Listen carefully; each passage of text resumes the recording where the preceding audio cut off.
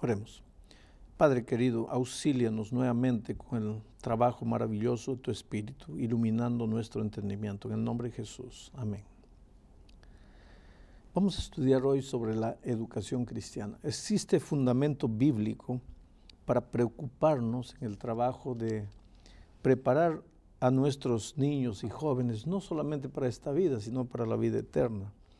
En Proverbios capítulo 22, versículo 6, encontramos lo siguiente: instruye al niño en su camino, y aun cuando fuere viejo no se apartará de él. Instruye al niño en su camino. Es una promesa. Cuando él crezca, cuando fuere viejo, no se apartará. Pero instruye al niño en su carrera. Es un trabajo educativo. Hay que enseñar, hay que gastar tiempo propositadamente para enseñarlo. En Efesios capítulo 6, versículo 4, San Pablo dice: y vosotros padres no provoquéis a ira a vuestros hijos, sino criadlos en disciplina y amonestación del Señor. Aquí se menciona el elemento disciplina como parte de la educación del niño, como parte de la formación, del crecimiento, de la madurez del niño. Y el último texto que quiero leerles está aquí en Deuteronomio, capítulo 11, a partir del versículo 18, dice así: por tanto, pondréis estas mis palabras en vuestro corazón y en vuestra alma, y las ataréis como señal en vuestra mano, y serán por frontales en vuestros ojos. Y las enseñaréis a vuestros hijos, hablando de ellas cuando te sientes en tu casa, cuando andes por el camino, cuando te acuestes y cuando te levantes. Estos tres versículos nos muestran la responsabilidad que tenemos como padres, como cristianos y como iglesia de educar a nuestros niños. El trabajo educativo de la iglesia, de los padres, de los cristianos, es primero un trabajo educativo informal que es hecho principalmente en la casa, en los hogares y en la iglesia. No hay certificado, no hay exámenes, es un trabajo educativo informal. Cuando le contamos historias a los niños antes de dormir, cuando hacemos el culto familiar con ellos, o cuando los niños van a la iglesia y tienen las divisiones para niños en la escuela sabática, cuna, primarios, en fin. Hay un trabajo informal educativo de parte de los padres cristianos y de la iglesia. Pero la iglesia también tiene un trabajo educativo formal, porque tenemos escuelas. La Iglesia Adventista tiene esparcidas por el mundo escuelas primarias, colegios secundarios, universidades en diferentes lugares.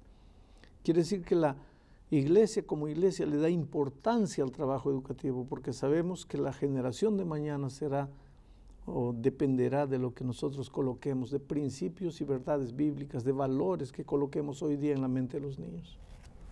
Ahora, pastor, usted podría decir, por ejemplo, que solamente ver nuestro mundo de violencia, de inmoralidad, de crisis de valores en nuestros días, ¿podríamos encontrar en la palabra de Dios consejos para la educación de nuestros hijos? ¿Podemos ver a la palabra de Dios como un mapa donde podemos encontrar una guía para educar a nuestros hijos? Mira, la Biblia es un libro tan antiguo en su formato, en su escritura, pero en su contenido es un libro actual. La Biblia responde a todas las inquietudes humanas, físicas, emocionales, psicológicas, intelectuales. Por lo tanto, cuando la Biblia dice, instruye al niño en su camino, está hablando de la propia instrucción. Mira lo que dice 2 de Timoteo, cuando se habla de la inspiración de la Biblia. 2 de Timoteo 3:16 dice: toda la escritura es inspirada por Dios y útil para enseñar, para redarguir, para corregir, para instruir en justicia. Todas las funciones de la educación, a fin de que el hombre de Dios sea perfecto, enteramente preparado para toda buena obra. ¿Sabes que la misión de la educación no es preparar a los seres humanos solamente para esta vida, para esta tierra, para ser buenos profesionales, sino prepararlos para la vida eterna? Por eso tenemos escuelas, colegios y universidades de nuestra iglesia. ¿Por qué? Porque la mayoría de las escuelas que no tienen valores cristianos solamente se preocupan en preparar al hombre para esta vida. Buenos profesionales, grandes profesionales, brillantes profesionales, pero ellos no están preocupados con la escala de valores de ellos. ¿Ah? No están preocupados en corregirlos, en encaminarlos en los caminos de la virtud. Ahora, usted está hablando de la importancia de destacar la Biblia y de instruir a nuestros hijos en la palabra de Dios. ¿Y no sería mejor educar a nuestros hijos en casa para evitar tanto peligro, tanta mala influencia que puede haber en los colegios y no exponerlos a la educación en instituciones donde hay riesgos también de gente cristiana que puede tener mala influencia y gente no cristiana que puede hacer peor? Hay dos cosas en tu pregunta. Primero, Jesús en la oración sacerdotal de San Juan 17 dice: no te pido que los saques del mundo, sino que los guardes del mal. No podemos cometer la imprudencia de querer aislarnos del mundo y de crear un mundito adventista, un mundito cristiano de iglesia, porque mientras estemos en esta tierra, nuestros hijos van a salir a la calle, van a trabajar en las empresas, en medio de lobos, rapaces, devoradores. Ahí van a estar nuestros hijos. Entonces, la educación cristiana es preparar a esos muchachos para vivir en un mundo sin principios, en un mundo sin valores o con valores invertidos, en un mundo donde ser honesto es vergüenza, donde ser impuntual es encantador. Ahí nuestros hijos tienen que defender valores y principios, los valores y principios que enseña la Biblia. Entonces, ese es un aspecto. En segundo lugar, por eso justamente la iglesia adventista tiene escuelas, tiene colegios y universidades, para preparar profesionales de primera calidad, pero con principios y valores cristianos. Por eso gastamos dinero para tener instituciones educativas. Pero la cristianas. educación en casa, porque hay gente que opta por la educación en casa, ¿es buena? Sí. ¿Es válida también? Vale, sí. Son pocos los países donde la educación en casa tiene valor oficial. Y donde no tiene valor oficial, tu hijo crece bien educado, maravilloso, ¿y qué? ¿Va a poder trabajar afuera? ¿Cómo va a sobrevivir? Porque la educación en casa no tiene valor oficial. En los países donde tiene valor oficial, muy bien, maravilloso. En los que no, tenemos la necesidad de tener escuelas, colegios y universidades. Ahora, pastor, usted está hablando de la influencia positiva de la educación cristiana, valores, principios cristianos. Hablemos de una familia, y yo he conocido casos en que la familia no era cristiana, colocó a los hijos en colegios que no eran cristianos. En algún momento se encontraron con verdades preciosas de la palabra de Dios, según lo que ellas dicen.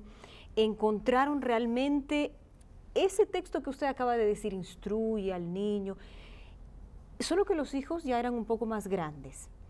Solo que en su sincero deseo sacaron a los hijos y colocaron a esos niños, o ya jóvenes, en instituciones cristianas. Y las madres preocupadas dicen, bueno, ¿será que ahora va a tener una influencia positiva si ya ellos están tal vez enraizados en algunas enseñanzas no cristianas? ¿Será que vale la pena? ¿Aún hay espacio para esa influencia positiva? Vale la pena, no tanto como cuando tú tomas a un niño que todavía no está alfabetizado y lo llevas a una escuela y comienza a ser alfabetizado dentro de principios, es una cosa, tiene más ventaja.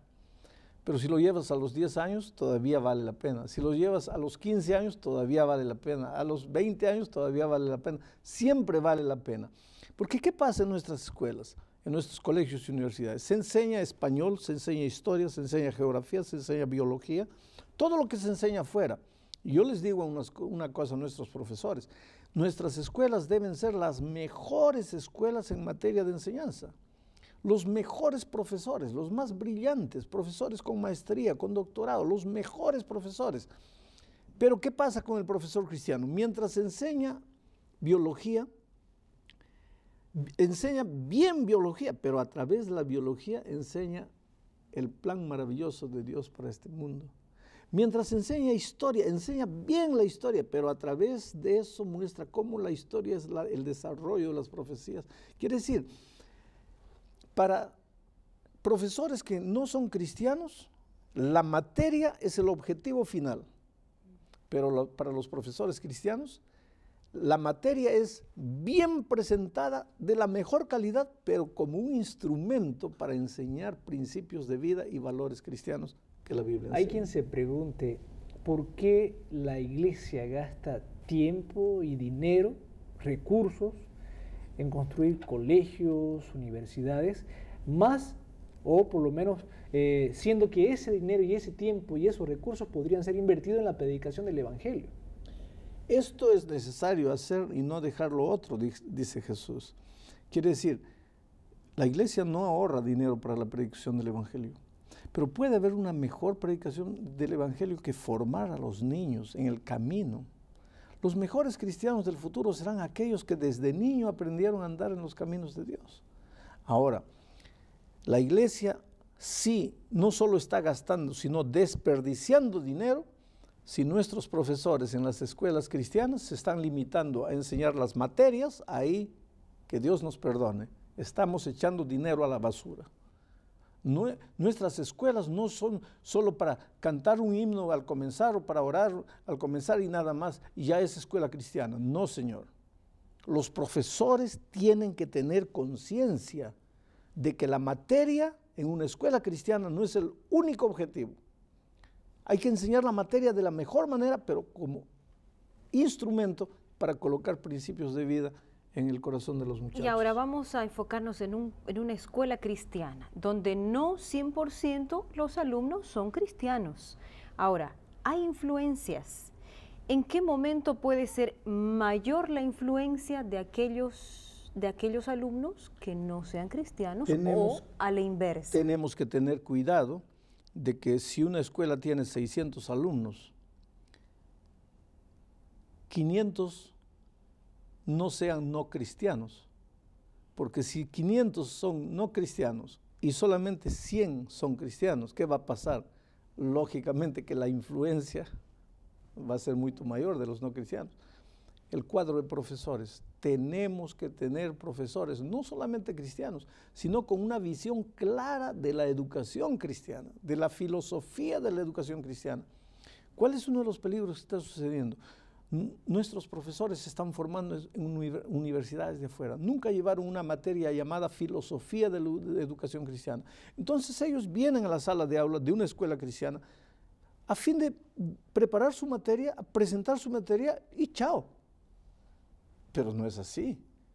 Él tiene que tener bien claro lo que es filosofía cristiana. Ahora, por otro lado, tenemos que enseñarle a nuestros alumnos que Dios o Jesucristo dijo que nosotros somos la luz. Si tú colocas la luz en medio de las tinieblas desaparecen. Por más que la luz sea solo un rayito, destruye el poder de las tinieblas. Y nosotros somos luz. ¿Y cómo encontramos ese equilibrio? ¿Cómo los profesores encuentran ese equilibrio? Me quedé preocupado con el tema de la influencia. Tenemos hijos, varios. ¿Y cómo encontramos ese equilibrio en que no haya más alumnos no cristianos de los alumnos cristianos? Los profesores, los directores van a colocar un cupo, un límite, porque las escuelas cristianas tienen buena reputación. La gente quiere colocar a sus hijos porque hay eso que estamos hablando acá, que usted está mencionando. Sí, pero la influencia no se trata solamente en la cantidad de alumnos. Vuelvo a repetir, 100 rayitos de luz pueden romper el poder de 600 que no conocen la luz. Entonces, cuando hablo de influencia, no estoy hablando solo del número de alumnos, aunque eso también tiene que influir.